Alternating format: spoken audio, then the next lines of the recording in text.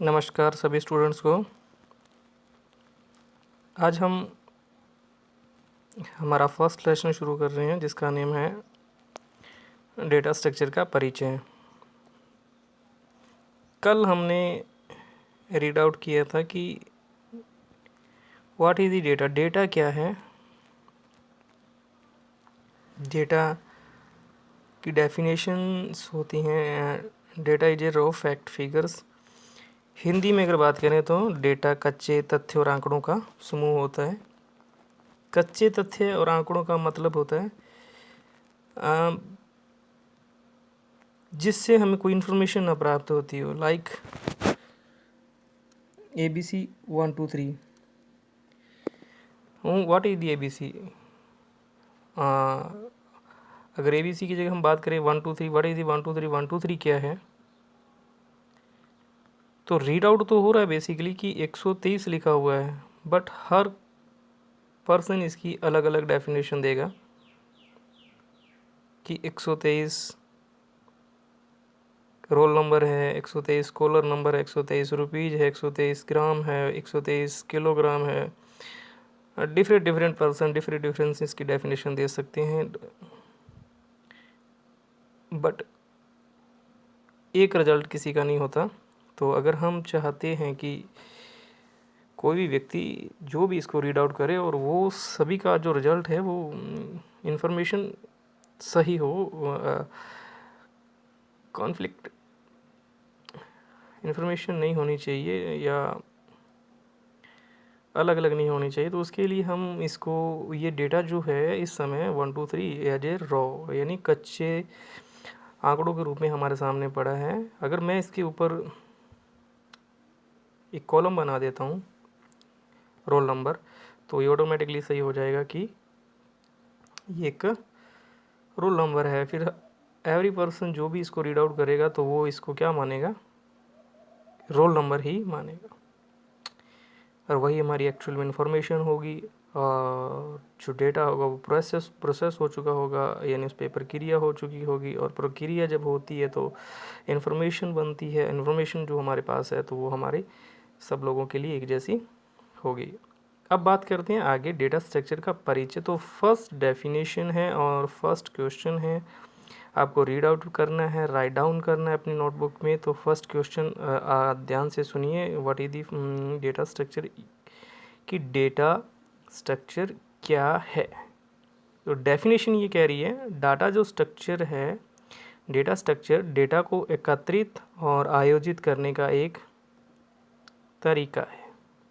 ठीक है, अब पढ़ते हैं ये डेटा को एकत्रित और आयोजित करने का तरीका क्या है। एग्जाम्पल के थ्रू हम पढ़ना शुरू करते हैं। मान लीजिए हमारे पास एक स्टूडेंट है, आप उस स्टूडेंट के बारे में इंफॉर्मेशन लिखना शुरू करते हैं। तो नॉर्मली हम 3 चीज़ें राइट डाउन कर रखी हैं यहाँ पे एक स्टूडेंट के लिए। बेसिकली उसका पूछा जाता है कि आपका नाम क्या है, आपकी उम्र क्या है, आपकी लास्ट क्लास के अंदर परसेंटेज क्या रही।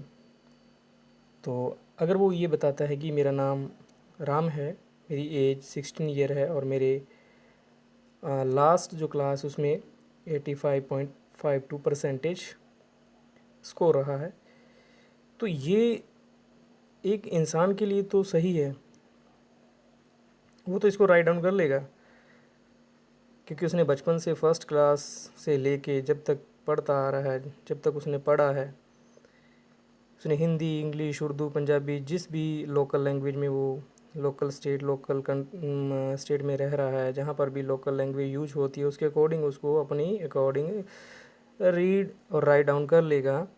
बट कंप्यूटर के लिए पॉसिबल नहीं होता। कंप्यूटर को ये सब चीज़ें बताने के लिए इंजीनियर लैंग्वेज का यूज़ करते हैं, और वो लैंग्वेज होती हैं, देखो, C++, Java, Visual Basic, VB.NET, JavaScript, ठीक है, XML, HTML। According to app development के लिए जो चाहिए होती है उसके अकॉर्डिंग हम लैंग्वेज यूज करते हैं। तो हम यहाँ पर फर्स्ट जो हमारा चैप्टर है वो सी भाषा के अंदर है। वो उसके अंदर डेटा स्ट्रक्चर के बारे में बताना है कि डेटा को स्टोर या डेटा का ढांचा क्या है जो उसको स्टोर करके रख सके। अगर हम बेसिकली बात करें तो सीधी सीधी अगर हम लोकल लैंग्वेज के अंदर बात करें तो ये यही बोल रहा है डेटा स्ट्रक्चर का मतलब कि हम कोई भी वस्तु जहाँ पर रखते हैं उसके अकॉर्डिंग उसका बॉक्स होता है। यहाँ पर भी वही बात लागू होती है। अब हमने राम लिखना है, हमें पता है ये इंग्लिश का वर्ड है, और कंप्यूटर को अगर इंग्लिश में, हिंदी में, उर्दू में, पंजाबी में यानी लाइनों वाली कोई चीज़ लिखनी है तो उसके लिए हमें एक डेटा टाइप यूज करना पड़ता है, डेटा स्ट्रक्चर यूज करना पड़ता है जिसे कैरेक्टर कहते हैं। ये बेसिक डेटा टाइप भी बोल दो इनको, डेटा स्ट्रक्चर भी बोल दो इनको। तो अगर हमें कभी नाम या कुछ भी जो लाइन हिंदी, इंग्लिश, उर्दू, पंजाबी में लिखनी है उनके लिए हमें डेटा स्ट्रक्चर यूज करना पड़ता है, कैरेक्टर। अलग अलग लैंग्वेज के अंदर कैरेक्टर स्ट्रिंग के फॉर्मेट में बदल जाता है, बट यूज कैरेक्टर ही है। सेकंड, अगर हमें मैथ यानी गणित का कोई आंकड़ा लिखना है जो विदाउट दशमलव के है, जिसे हम पूर्णांक कहते हैं, उसके लिए हमें कंप्यूटर तभी समझेगा अगर हमने उसका डेटा स्ट्रक्चर इंट यूज किया है। और अगर कोई किसी आंकड़े के अंदर दशमलव है तो वो कंप्यूटर तभी समझेगा अगर हमने फ्लोट यूज किया हुआ है। ठीक है, तो यहाँ पर जो भी डेटा स्ट्रक्चर दे रखे हैं हमने, कैरेक्टर, इंटीजर, फ्लोट, ये सारे के सारे डेटा स्ट्रक्चर है। अब उसके बाद जो नेम होता है, इंटीजर एज लिखा है, फ्लोट परसेंट लिखा है, ये यहाँ पर एक वेरिएबल के रूप में काम करते हैं, इनको वेरिएबल बोलते हैं। वेरिएबल एक वो जगह होती है जहाँ पर वैल्यू समय समय के अनुसार बदलती रहती है। आप एक फॉर्मेट मान सकते हैं, आप अपनी एक क्लास की तरह मान सकते हैं वेरिएबल को। आज आप क्लास में बैठे हो, कल को आप पास आउट हो जाओगे, दूसरे स्टूडेंट आ जाएंगे। एक वो स्थान जहाँ पर वैल्यू चेंज होती रहती है अकॉर्डिंग टू टाइम सिचुएशन के अनुसार। तो वेरिएबल एक जगह है और उस जगह का प्रकार हमने अलग अलग बताया ताकि उसके अंदर वैसी ही वैल्यू आ सके। जैसे पहला हमारे पास जगह है नेम। नेम में क्या लिखना है? नाम लिखना है। नाम कंप्यूटर किस में समझता है? कैरेक्टर में समझता है, तो हमने कैरेक्टर लिख रखा है। फिर हमने एज, एज किस में लिखी जाती है? गणित में। गणित में लिखी जाती है तो कंप्यूटर किस में समझता है? इंटीजर में। तो इस जगह का रूप हमने दिया इंटीजर। फिर परसेंटेज वगैरह जो होती हैं वो दशमलव में भी आती हैं।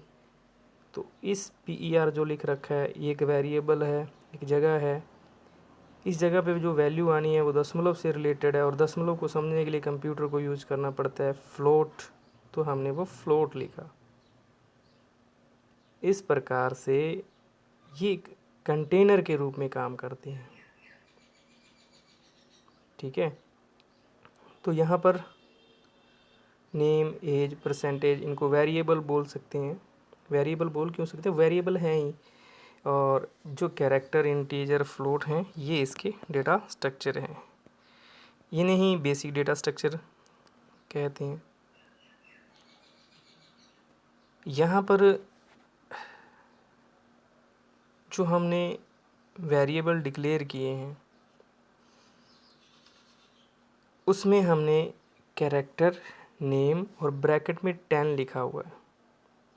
अब इसका क्या मतलब है, इसके बारे में हम आगे डिस्कस करेंगे। पहले हम इसी के बारे में रीड आउट करते हैं। तो डेटा स्ट्रक्चर डेटा को एकत्रित और आयोजित करने का तरीका है।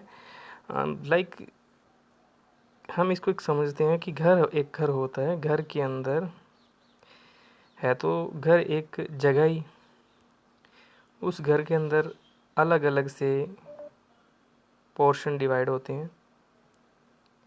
किसी को हम गेस्ट रूम कहते हैं, किसी को हम किचन बोलते हैं, किसी को ड्राइंग रूम बोलते हैं, किसी को स्टडी रूम बोलते हैं, किसी को स्टोर बोलते हैं। क्यों? क्योंकि उनके अंदर वैसा ही कार्य या वैसी ही वस्तुएं रखी जाती हैं। वही बात यहाँ पर है,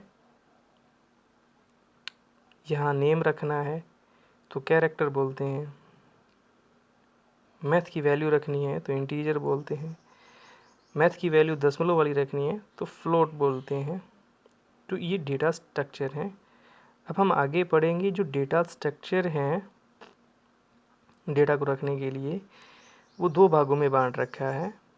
एक तो सिंपल डेटा स्ट्रक्चर होता है, एक कंपाउंड डेटा स्ट्रक्चर होता है। अभी जो हमने रीड आउट किया है ये सिंपल डेटा स्ट्रक्चर के अंतर्गत आता है कि जैसे वैल्यू रखनी है वैसा यूज किया और उसका उपयोग कर लिया। नेक्स्ट हम शुरू करेंगे डेटा स्ट्रक्चर का वर्गीकरण। थैंक्स।